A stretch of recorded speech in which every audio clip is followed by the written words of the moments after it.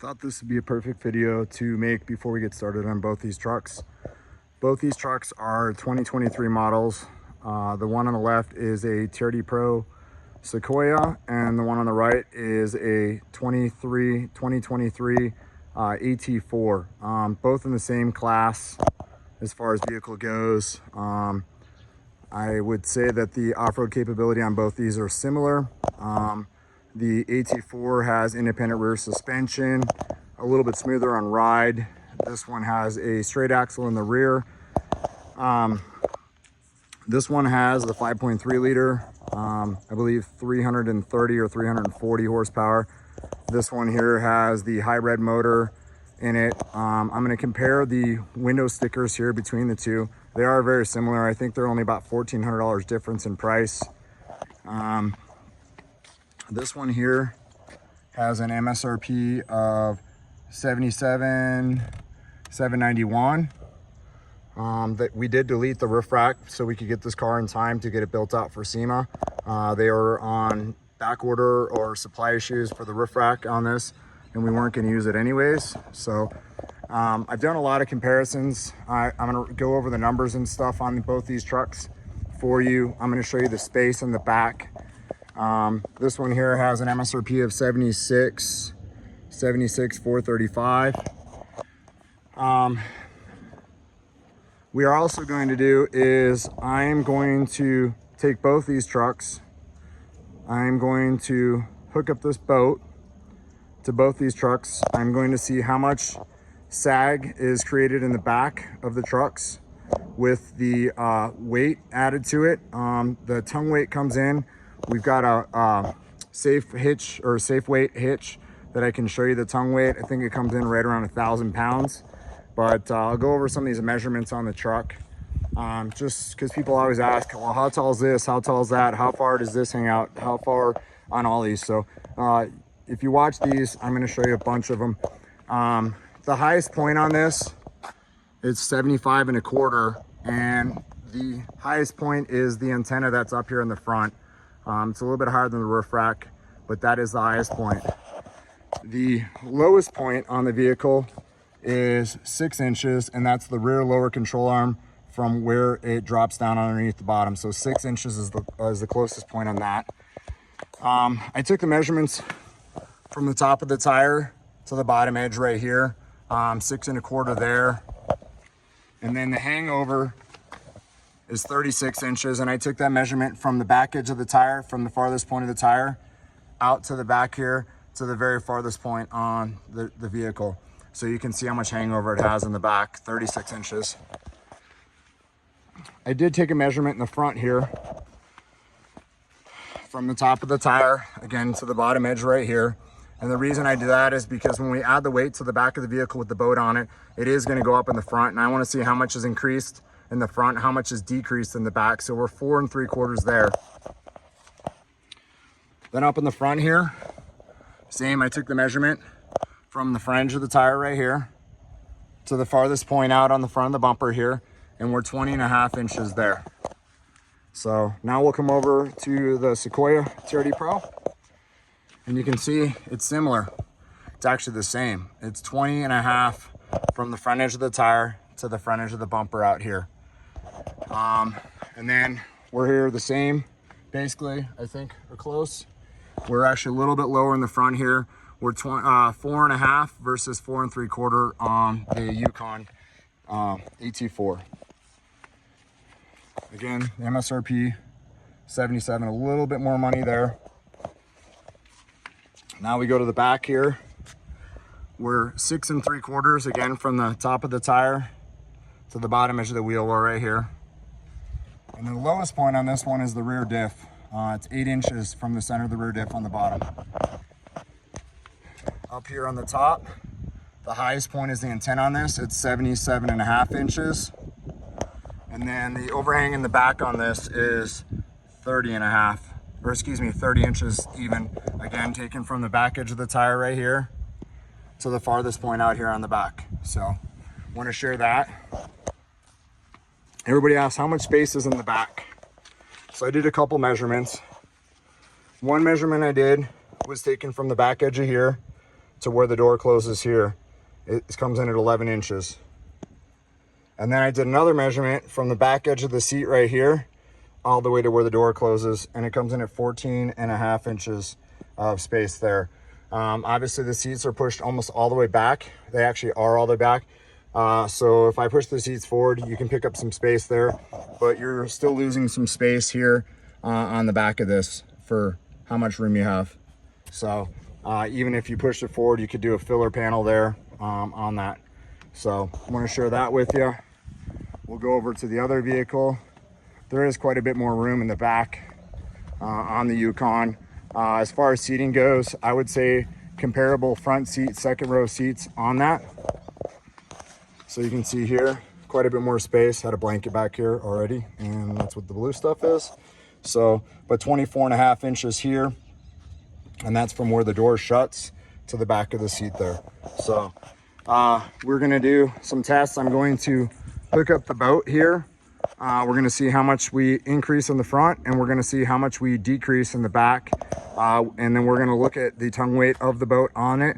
And this boat comes in at just under, with trailer, just under 8,000 pounds. It's like 78 something is what it comes under. So we're gonna tow it behind this vehicle, reset the odometer, do the same exact drive, kind of see fuel economy on that, and then we're going to see on that, and then we're also going to see acceleration off the traffic light, which one seems to do the best as far as power goes. I have a good feeling. I'm actually pretty sure that the TRD Pro, being a hybrid, it's designed to tow. I think it'll tow better. We'll see how the gas mileage comparison is between the two, but we'll share that with you as well. So I just finished up the test. That was 11.4 miles, 7.9 miles a gallon. It says average with stops. You can see it falling off. And then the 0 to 60 time was 22 seconds. So just wanted to share that with you. We're now going to go out and do the test on the Sequoia, which is right here. And we will let you know how it does as well. So these are some pretty staggering numbers. So you can see it just went from 8.5 down to 8.4 because I stopped, but I did the exact same distance in the vehicle with doing the exact same light that I did my 0 to 60 time. And let's see if I can get the watch here. Let's see. 0 to 60 time, 15 seconds. So the other vehicle was 22 seconds, where this was 15 seconds. And I know people say, oh, well, the Sequoia has more power. I get it. The Sequoia also has 2 less cylinders too at the same time.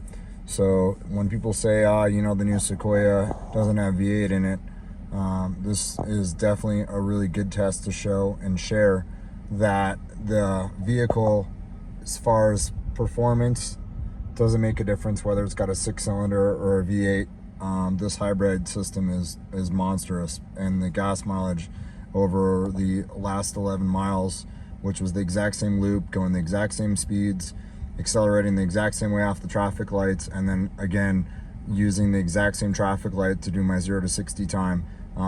So everything was apples to apples. So very impressive on the new 23 Sequoia TRD Pro hybrid. I'll also take measurements on the outside, see how much sag we've got now from the trailer after driving it, what was lost and what was gained in the front and what was lost in the rear. So, and we'll share that with you as well. So we finished our tow test, comparing the 2023 AT4 GMC against the Sequoia TRD Pro 2023. You know, now that you can see this is settled with the boat on the back, it actually still sits pretty level compared to the AT4. The AT4 had almost a 2.5 inch deficiency front to back, or excuse me, not front to back, but in the rear it had dropped down and the front had picked up 1 inch. This one here has, you can see it was at 4.5 in the front and now it's 5 3/4 in the front. And again, I was taking the measurements from the top edge of the tire to the bottom edge of the wheel well right here. And then on the back here, you can see that it was at 6 3/4 in the back, and now it's 4 1/2 in the back. So the gap there, again, taken from here to here. But overall, the tow test on this thing is phenomenal. This thing tows like a beast. I know people say, oh, I would never buy it because it's got a 6-cylinder in it. I would have to tell people, drive one, rethink it. This thing, I mean, it's unbelievable on how well it tows. It's got braking and everything, electric brakes, works really well. And yes, I am a big Toyota fan, but also my family is GM, and I've been with GM. My family's been with GM since the 30s. So, you know, am I biased? I don't know. I think both vehicles are great, and that's why I wanted to compare the two of them. But you can see here, it almost sits, you know, not so far off from level, but it isn't overly squatting in the back. So hope that you guys enjoyed some information on these two vehicles that are very comparable and within $1,300 of MSRP of each other. So thanks again for watching. Bye-bye. Now that the boat is hooked up, we've already driven the truck 11.4 miles. The suspension has settled itself. This truck does not have the air ride. If you are going to tow, maybe not off-road as much, but the air ride would be suggested on this truck. This has the struts rear with the coil springs in it. Obviously, I said it's independent rear suspension, so it probably affects a little bit more. And I told you that I thought the front would go up once we hooked the trailer, drove it, and settled the suspension. It has. It's gone up 1 inch in the front. And then in the rear, you can see it has gone from 6 1/4 to 3 1/2 inch. I wrote 900. It's probably pretty close to 900.